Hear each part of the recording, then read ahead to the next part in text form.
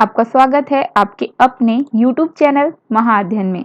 Video को like करें और चैनल को अगर अभी तक सब्सक्राइब नहीं किया है तो फटाफट से कर दें।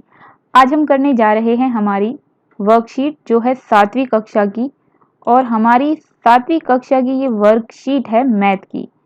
और इसके अलावा 7th स्टैंडर्ड की मैथ की वर्कशीट नंबर 7 ही करने जा रहे हैं हम, और आज की डेट है 15 अक्टूबर। तो चलो बढ़ जाते हैं आगे। आपको याद ही होगा लास्ट टाइम भी हमने लाइंस और एंगल्स के बारे में ही पढ़ा था, और उसमें हमने लाइन सेगमेंट भी पढ़ा था।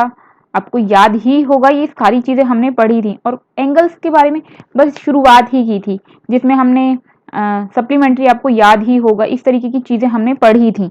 तो चलो आज कुछ और नई खास बातें सीखते हैं। देखिए यहाँ पर हम बात कर रहे हैं लेटर एक्स की, और लेटर एक्स में हम जानते हैं कि दो लाइंस आपस में एक दूसरे को क्रॉस करती हैं। और जब ये लाइन एक दूसरे को क्रॉस करती हैं तो ऐसी कोई भी सिचुएशन जिसमें दो लाइंस आपस में एक दूसरे को क्रॉस कर रही हैं तो उसे हम बोलते हैं इंटरसेक्टिंग लाइंस। इसके अलावा अगर दो लाइन इस स्थिति में है, इस सिचुएशन में है कि एक लाइन जो है वो लेटी हुई हो और दूसरी लाइन उस पर आपको स्ट्रेट दिखाई दे, तो एक सिंपल लाइन और ये दूसरी स्ट्रेट लाइन, इन दोनों को जब हम ध्यान से देखते हैं तो ये सिचुएशन उल्टी भी हो सकती है, मतलब टी की शेप में भी हो सकती है। यहाँ पर मैं आपको बनाकर दिखा देती हूँ, ये टी की शेप में भी हो सकती है। जब हम इस सिचुएशन को देख रहे हैं, यहाँ पर भी दो लाइंस हैं। अब इसमें जब हम इसे देख रहे हैं तो हमें याद आती है हमारे घर की फर्श और दीवारें। तो नीचे है फर्श और ऊपर है उसके दीवार जो खड़ी है एकदम सीधी। और जब टी को देखते हैं तो हम देखते हैं ये है हमारी दीवारें और उसके ऊपर है हमारी छतें। अब इसमें खास बात ये होती है जब ये दोनों लाइनें स्ट्रेट होती हैं, ये दो स्ट्रेट लाइन एक दूसरे के ऊपर जब इस तरह खड़ी होती हैं तो ये बनाती है 90 डिग्री का एंगल। ये जो निशान है ब्लैक कलर में इस तरीके से जो दिया हुआ है, ये 90 डिग्री के एंगल का निशान है। आपको ये हमेशा याद रखना है कि ये साइन हमेशा 90 डिग्री के एंगल के लिए ही लगाया जाता है। तो इसका मतलब है कि यहाँ पर बनता है 90 डिग्री का एंगल, और जब आप इधर टी में देखेंगे तो यहाँ पर भी दोनों साइड ही 90 डिग्री का एंगल बन रहा है। तो एक तरफ 90 है तो डेफिनेटली दूसरी तरफ भी 90 ही होगा। तो ऐसी सिचुएशन को हम बोलते हैं परपेंडिकुलर लाइंस। तो यहाँ पर जो एंगल बनता है वो बनता है 90 डिग्री का। दो बातें हमने सीख ली, चलो अब तीसरी बात सीख लेते हैं, पैरेलल लाइंस। अब इसमें क्या होता है, दो लाइनें एक दूसरे के पैरेलल चलती जाती हैं। अब ये पैरेलल का क्या मतलब होता है, इसका मतलब होता है लाइन में आप चाहे शुरू में देख लें, बीच में देख लें, एंड में देख लें, कहीं पर भी चेक कर लें, इनके बीच में जो डिस्टेंस है वो हमेशा इक्वल निकलेगी, एकदम बराबर। एग्जाम्पल के लिए आपकी कॉपी में जो पेजेस हैं आप उसे लीजिए, स्केल को लीजिए और दो लाइंस के बीच में गैप्स को नापिए, वो आपको शुरू से लेके टिल एंड इक्वल ही दिखेगा। और ऐसी सिचुएशन में जब दो लाइन पैरेलल होती हैं वो कभी भी एक दूसरे से मिलती नहीं है। मतलब अगर लाइन टेढ़ी है तो कभी ना कभी एक दूसरे से मिल ही जाएंगी। इसे अगर हम आगे ले जाएं तो मिल गई। जैसे इस वाले पिक्चर में देखिए, ये लाइन टेढ़ी है, सीधी नहीं है, तो ये आगे जाते जाते जाते जाते जाते कभी ना कभी एक दूसरे से मिल ही जाएंगी एक पॉइंट पर आकर। लेकिन ये वाली जो पिक्चर है जिसमें हम पैरेलल लाइंस की बात करें, ये आपस में कभी भी नहीं मिलती हैं। तो ये थी कुछ खास बातें जो हमने पढ़ी, 3 खास बातें। अब एक और चौथी बात पढ़ लेते हैं। मैंने जब अभी आपको कहा कि दो लाइंस दी हुई हैं और उन दो लाइंस से अगर एक तीसरी लाइन क्रॉस कर जाए तो ये जो तीसरी लाइन है ये है ट्रांसवर्सल लाइन। तो ये ट्रांसवर्सल लाइन कहलाती है। आपको हमेशा याद रखना है कि ये जो लाइंस दी हुई हैं, दो लाइंस, ये वाली और ये वाली, ये पैरेलल हो भी सकती हैं और नहीं भी हो सकती हैं। ये पैरेलल हो तो इसे पैरेलल कह देंगे, नहीं होंगी तो नहीं कहेंगे। लेकिन ये जो लाइन है, चाहे ये पैरेलल के ऊपर से आए और चाहे ये बिना पैरेलल लाइंस के ऊपर से आए, ये हमेशा ही रहेगी ट्रांसवर्सल लाइन। आपको ये बात हमेशा याद रखनी है। तो फटाफट से रिवाइज कर लेते हैं। हमने पढ़ी हैं 4 तरह की लाइंस।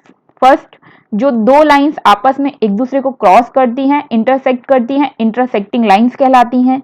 सेकेंड थिंग जो हमने पढ़ी वो पढ़ी हमने परपेंडिकुलर लाइंस। इसकी खास बात यह है 2 रेखाएं हैं एक दूसरे के ऊपर खड़ी हुई हैं और 90 डिग्री का एंगल बनाती हैं। थर्ड थिंग हमने पढ़ी पैरेलल लाइंस, एक दूसरे के साथ साथ चलती हैं लेकिन कभी भी नहीं मिलती हैं क्योंकि इनके बीच में है इक्वल गैप। फोर्थ थिंग हमने पढ़ी ट्रांसवर्सल लाइन, जो 2 लाइंस को क्रॉस करती है। तो ये थी बहुत ही इंपॉर्टेंट बातें और इन्हीं बातों के आधार पर यानी कि बेस पर हम कुछ और खास बातें सीखते हैं। तो चलो आओ ट्रांसवर्सल लाइन के जरिए से कुछ बातें सीखते हैं। देखिए, जब हम क्रॉस करती हुई इन लाइंस को देख रहे हैं, जैसे हमने इस वाली पिक्चर में देखा, इस वाली पिक्चर को जब आप ठीक से देखोगे तो पैरेलल लाइन दी हुई हैं। ये 2 पैरेलल लाइंस हैं और उसमें से एक गुजर रही है ये ट्रांसवर्सल लाइन और यहां पर बना रही हैं ये हमारे इंग्लिश के कुछ लेटर्स, कैपिटल लेटर्स, और उसमें यहां पर देखिए ये है हमारा एफ बन गया। दूसरी तरफ देखें तो ये बन गया हमारा जेड। सेम लाइंस हैं, पैरेलल लाइंस हैं और वही हमारी इसमें ट्रांसवर्सल लाइन है। तो इसमें एफ बन सकता है, जेड बन सकता है। और अगर सिंपल 2 लाइंस दे रखी हैं, जैसे हमने अभी इंटरसेक्टिंग लाइंस की बात की, तो इसमें देखो एक्स बन गया। इसके अलावा और शेप भी बन सकती हैं। ये लाइन अगर टेढ़ी ना होकर सीधी होती तो यहाँ पर हमारा टी भी बन सकता था और उस सिचुएशन में भी इसे हम ट्रांसवर्सल लाइन ही कहते। इसके अलावा और एक बात पर आप ध्यान दें, हम जो सीखने जा रहे हैं उसमें ये जो शेप्स हैं जो हमें सिखाने जा रही हैं, ये सीधी के साथ साथ उल्टी भी हो सकती हैं। मतलब आप उल्टा एफ बनाकर देख लें तो जो सीधे एफ के बारे में बताई जाएंगी अभी खास बातें, वो उल्टे एफ पर भी लागू होंगी और उल्टे जेड पर भी लागू होंगी। मतलब दोनों ही सिचुएशंस में वो इक्वल हमारा काम करने वाली हैं। चलो आओ जाने क्या खास बातें हैं। जब हम बात कर रहे हैं एफ की, तो एफ के बारे में जो हम खास बातें जान रहे हैं वो ये कि एफ में जो एंगल्स बनते हैं उन्हें हम बोलते हैं कॉरस्पॉन्डिंग एंगल्स। कौन से एंगल? Corresponding angle. और एफ शेप देखो यहाँ पे लिखा है F shape the sum of interior angles on the same side of transversal line is 180 degree. इसका क्या मतलब है, दोनों ही बातों का क्या मतलब है? तो चलो मैं आपको किसी दूसरे कलर की इंक से दिखाती हूँ ताकि हमें ये समझने में आसानी हो। कॉरस्पॉन्डिंग एंगल कौन से हैं? यहां पर जो एंगल बनेगा एफ में, यहां पर जो एंगल बनेगा वो एंगल यहां पर जो एंगल बनेगा उसके इक्वल होगा। मतलब अगर ये 60 है तो ये भी 60 होगा।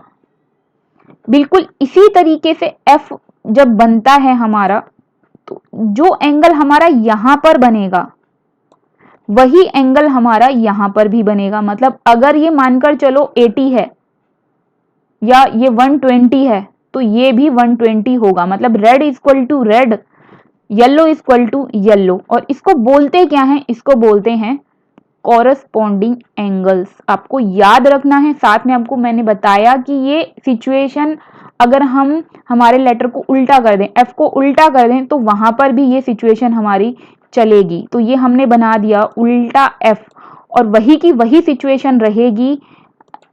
ये yellow angle equal to yellow angle. और इसी तरह से हम बात करें अगर किसी दूसरे कलर के साथ, तो ये वाला एंगल इक्वल टू ये वाला एंगल।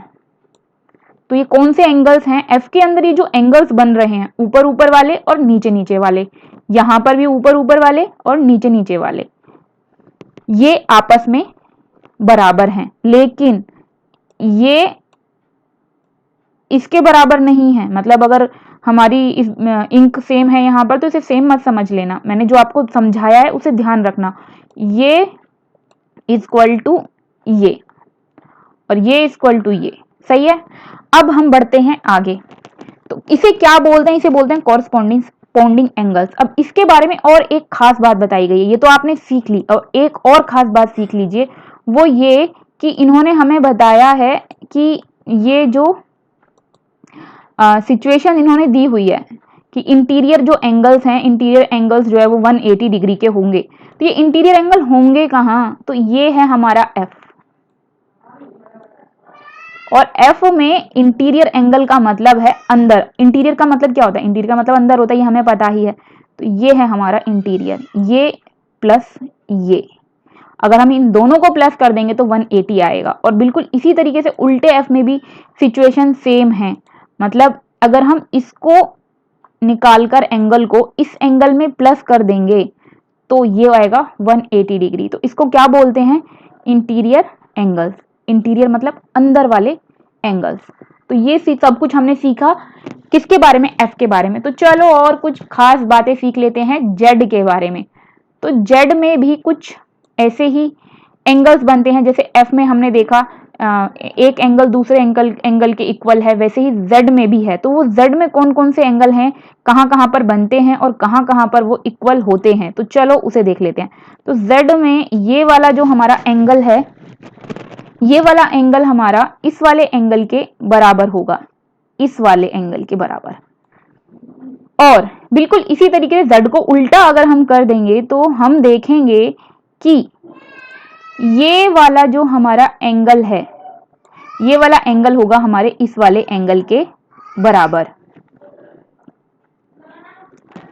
और इसे हम बोलते हैं ऑल्टर इंटीरियर एंगल्स। अब हमने सीख ली हैं दो बातें, आपको याद रखनी है, हमने दो बातें सीख ली हैं। और उन दो बातों में हमने क्या क्या सीखा, हमने सीखा एफ के अंदर बनती हैं कॉरस्पॉन्डिंग एंगल्स, और इसके अलावा हमने उसमें पढ़े इंटीरियर एंगल्स, किसमें, एफ शेप में। फिर हमने पढ़े जेड शेप में, जेड शेप में हमने क्या पढ़ा, ऑल्टरनेट इंटीरियर एंगल पढ़े हमने, और इसको शॉर्ट में हम लिखते हैं AIA।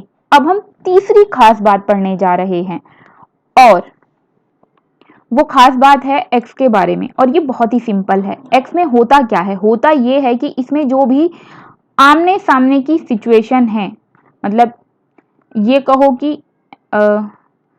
आपने अपनी सहेली की तरफ चेहरा कर लिया, तो मान लो आप भी एक एंगल हैं और वो भी एक एंगल है, तो दो एंगल्स जब आमने सामने बन रहे हैं एक्स में, तो वो इक्वल होंगे। एग्जाम्पल के लिए यहां पर जो एंगल बनेगा वो एंगल इक्वल टू होगा इस वाले एंगल के, ठीक। इसके अलावा जो एंगल इस सिचुएशन में यहां पर बनेगा वो एंगल होगा इस वाले एंगल के इक्वल टू। समझ गए आप, स्काई ब्लू वाले एंगल्स आपस में बराबर, रेड वाले आपस में बराबर, तब आमने सामने वाले एंगल बराबर होते हैं। अब इस सिचुएशन को बोलते क्या है, क्योंकि ये अपोजिट हैं एक दूसरे के, इसीलिए इसको अपोजिट एंगल्स बोलते हैं। तो एक बार रिपीट कर देती हूँ, एफ में बनते हैं कॉरस्पॉन्डिंग एंगल्स और इंटीरियर एंगल्स। इसके अलावा जेड की जब हमने बात की, तो जेड की हमने बात की ऑल्टरनेट इंटीरियर एंगल्स की।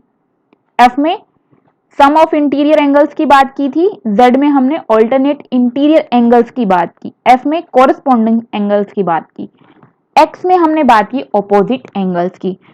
तो आज हमने सीख ली हैं बहुत सारी बातें, और उन्हीं बहुत सारी बातों में हम अब बढ़ जाते हैं आगे और देखते हैं हमने क्या सीखा। हो सकता है आपको थोड़ा सा होच पोच लग रहा हो, तो आप तसल्ली से एक बार पूरी वीडियो देखने के बाद एक बार दोबारा रिपीट करेंगे तो सब कुछ आपको लर्न हो जाएगा। लर्न होने के बाद आपको सब कुछ बहुत इजी लगेगा। ये छोटे छोटे कॉन्सेप्ट हैं, आपको एक बार लर्न हो गए तो आप बहुत बड़ी बड़ी इक्वेशन सॉल्व कर पाएंगे, और जो अभी तक आपको याद नहीं भी हुआ है इतनी देर तक पढ़ते रहने के बाद, वो अब क्वेश्चंस की प्रैक्टिस करने के बाद याद हो जाएगा। तो चलो फर्स्ट की ओर बढ़ते हैं हम। तो पहला सम हमारा दिया हुआ है, जिसमें हमसे क्या कहा गया है, कॉरस्पॉन्डिंग एंगल्स बताने हैं। तो कॉरस्पॉन्डिंग एंगल बनते हैं एफ में, तो चलो एफ बना लेते हैं सबसे पहले। ये है हमारा सीधा एफ, और एफ में हमने बात की ही थी कि जो एंगल बराबर होते हैं उसमें हमारा एक तो होगा ये 1, दूसरा होगा 1=5, तो 1 और 5।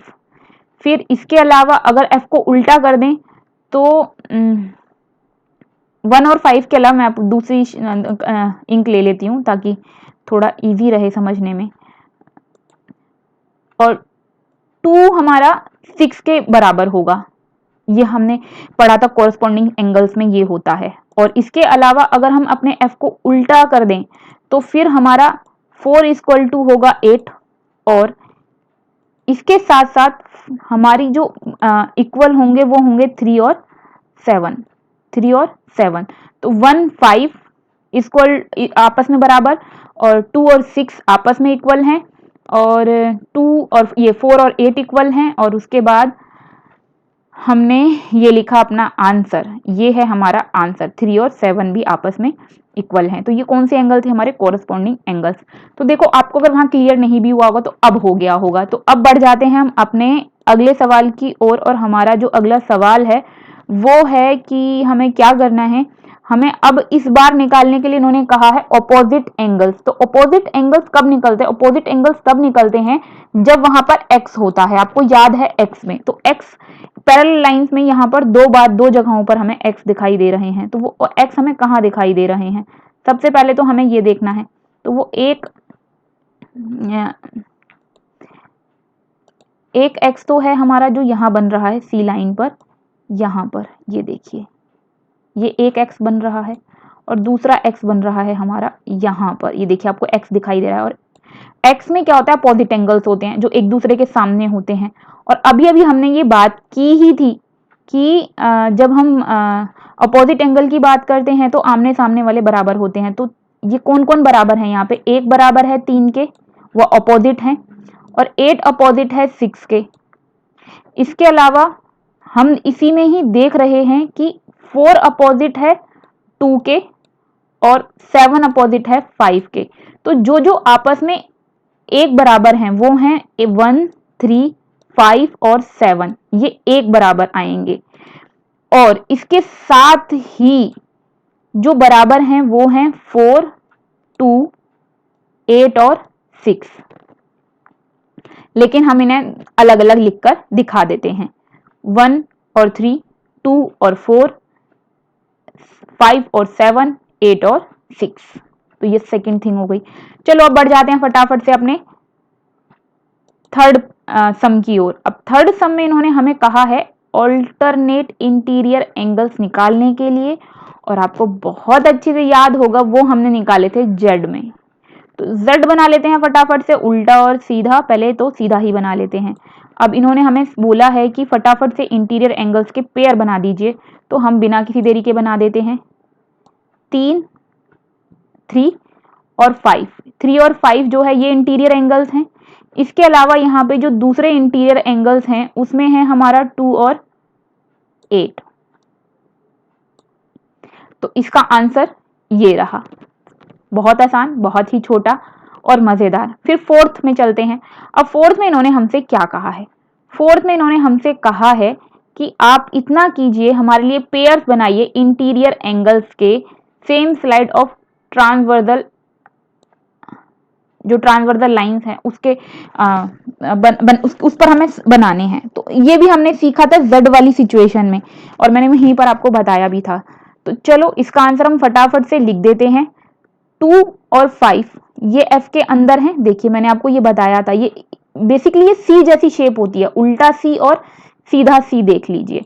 अब 2 और 5 और 3 और 8 ये आपस में जो है वो मिलकर बनाएंगे 180 डिग्री। और मैंने आपको सिचुएशन बताई थी कि इसकी सिचुएशन ये है कि 180 डिग्री बनाता है interior angles, pair of interior angles same side transversal line जो है वो बनाएगा 180। तो 2 और 5 यहां पर मिलकर 180 बनाएंगे, और 3 और 8 आपस में अगर ऐड कर दिए जाएं तो 180 बनाएंगे। तो अब बढ़ जाते हैं हम सेकंड सम की, और मैं उम्मीद करती हूँ ये आपको समझ में आ गया होगा।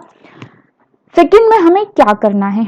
इन्होंने हमें सिचुएशन दी है कि P और Q पैरेलल हैं। ये जो लाइन इन्होंने बीच में बनाई है ना दो, ये पैरेलल का निशान है। आपको जब भी पैरेलल लिखना हो तो आप ऐसे साइन बना दीजिए।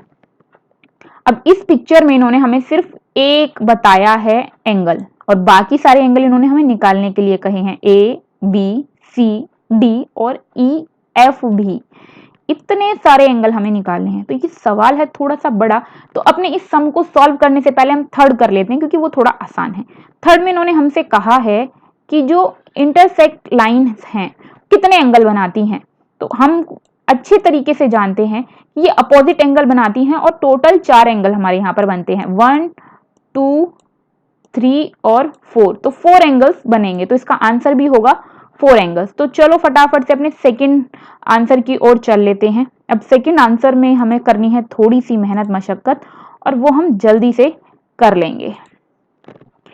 अब देखिए ये है 120, हम जानते हैं कि ये उल्टे एफ की सिचुएशन है हमारे सामने, और इसमें होता ये है कि जो हमारा कॉरस्पॉन्डिंग एंगल है वहां पे ये 125 और डी कॉरस्पॉन्डिंग एंगल है हमारे, तो ये भी 120 है तो डी भी 120 होगा। तो हमने लिख दिया 125 equal to angle D equal to 125। ये हमारी पहली बात निकल गई।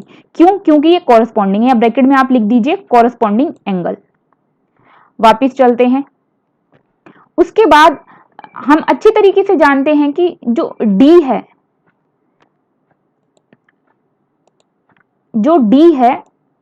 और जो बी है ये अपोजिट एंगल है, और क्योंकि डी 125 है इसलिए बी भी 125 होगा। तो हमने यहां पर लिख दिया डी इक्वल टू बी। क्यों? क्योंकि ये अपोजिट एंगल है। आप ये हिंदी वाला रहने दीजिएगा, इंग्लिश वाला लिख लीजिएगा, अपोजिट एंगल है इसलिए जो हमारा बी है angle B equal to 125 degree. हमारी दो बातें हो गई। जहां हमारी बात एक पूरी हो जाए वहां हमें नंबर डाल देना है, नंबरिंग की यहाँ पे 1 और यहाँ पे नंबरिंग 2। अब आगे बढ़ जाते हैं, वापस देखते हैं अपनी पिक्चर को। आपको याद ही है हमने लास्ट क्लास में पढ़ा था, मैंने आपको याद होगा, आपको मैं याद दिलाती हूँ। मैंने आपको बताया था जब किसी लाइन पर इस तरीके से एंगल बने होते हैं तो ये वाला और ये वाला दोनों एंगल मिलकर 180 डिग्री बनाते हैं और सिचुएशन को बोलते हैं सप्लीमेंट्री एंगल। आपको याद है हमने कुछ ऐसा पढ़ा था। तो अब इसमें सिचुएशन क्या है, यहां पर ये ए दिया हुआ है और यहां पर हमें दिया हुआ है डी हमने अभी अभी निकाला 125। तो हमें पता है ये पूरे दोनों मिलकर 180 हैं, तो डी में से अगर ए घटा दें, माइनस कर दें तो निकल आएगा। तो 180 में से 125 को माइनस करके 55 आ गया। और हमें रीजन हर बार लिखना है कि हमने ये क्यों किया। D plus A equal to 180 degree because supplementary angle. आपको ब्रेक यहाँ पर लिखना है, ये जो निशान है ये वाला निशान, ये बिकॉज का निशान होता है, ठीक है। उसके बाद अब ये थर्ड इक्वेशन हमारी सॉल्व हो गई, तो हमने यहाँ पे नंबरिंग कर दी थर्ड। अब इसके बाद क्या है कि हमने क्योंकि ये निकाल लिया ए, तो ए हमने जब निकाल लिया तो हमें अच्छे तरीके से पता है कि अगर हमारा ए निकल गया है तो ए के निकलने के बाद हमारा बहुत ही आसानी से सी भी निकल जाएगा, क्योंकि A equal to C because of opposite angle. तो ए अगर हमारा 55 है तो सी भी हमारा 55 होगा, तो हमने वो भी कर दिया। A equal to C equal to C because opposite angle, तो C angle C equal to 55 degree, और ये हमने रीजन देकर यहां पर नंबरिंग कर दी 4। इसके बाद क्योंकि हमें पता है कि कॉरस्पॉन्डिंग एंगल्स के बारे में हम पढ़ चुके हैं, तो एक कॉरस्पॉन्डिंग एंगल है ई का। किसका? ई का। उल्टा एफ बनाकर देखिए, आपको बहुत आसानी से क्लियर हो जाएगा। यहां पर अगर हम उल्टा एफ बना दें, ये बन गया हमारा उल्टा एफ, तो ए इक्वल टू होगा ई के, ए निकला है 55 तो ई भी हो गया हमारा 55। तो हमारी ये पांचवी बात भी हो गई। ए और ई है हमारे कॉरस्पॉन्डिंग एंगल और इसलिए ई हो गया हमारा 55। 5 सॉल्व। अब क्योंकि ई और एफ, देखिए ई और एफ जो है वो दोनों के ही दोनों जो है एक दूसरे के ऑपोजिट एंगल हैं, है या नहीं? ई और ये एफ, और ऑपोजिट एंगल हमेशा इक्वल होते हैं, ये हमने अभी अभी सीखा था। तो इसलिए ये भी हो गया 55। ओ माय गॉड, आपका पूरा सवाल जो है सम जो है वो सॉल्व हो चुका है। तो 125 डी और बी भी, और इसके बाद आगे बढ़े हम, तो हमने ए निकाला, सी निकाला और फिर ई और एफ निकाला, ये सब 55 डिग्री निकले। माय डियर स्टूडेंट्स, मैं उम्मीद करती हूँ ये वीडियो आपको यूजफुल लगी होगी। वीडियोस बनाने में बहुत मेहनत लगती है और आप लोगों का सपोर्ट बहुत ज़रूरी है। इसी तरह की अच्छी वीडियो बनाने के लिए, अच्छी सारी मेहनत करने के लिए। तो वीडियो आपको अगर अच्छी लगी है तो वीडियो के नीचे आ रहा है लाइक का निशान, प्लीज़ वीडियो को लाइक कर दें। और अगर आपने अभी तक चैनल को सब्सक्राइब नहीं किया है तो वीडियो के नीचे आ रहा है रेड कलर का निशान जिस पर लिखा हुआ है सब्सक्राइब, उसे क्लिक कर दें। रेड कलर चेंज हो जाएगा और इसका मतलब चैनल हो गया सब्सक्राइब। सब्सक्राइब सिर्फ एक बार करना होता है, उसके बाद बेल आइकन को दबा देने के बाद आपके पास हमेशा वीडियो का नोटिफिकेशन आते रहेंगे। आगे बढ़ने से पहले एक खास बात, क्योंकि ज्ञान बांटने से बढ़ता है, इसलिए वीडियोस को अपने दूसरे सेक्शन के फ्रेंड्स के साथ और अपनी क्लास के फ्रेंड्स के साथ शेयर करना बिल्कुल भी ना भूलें। ये थी आज की अच्छी सी वीडियो आपके लिए। फिर मिलते हैं दूसरी खास वीडियो में आपके साथ खूब सारी नॉलेज के साथ। Thank you.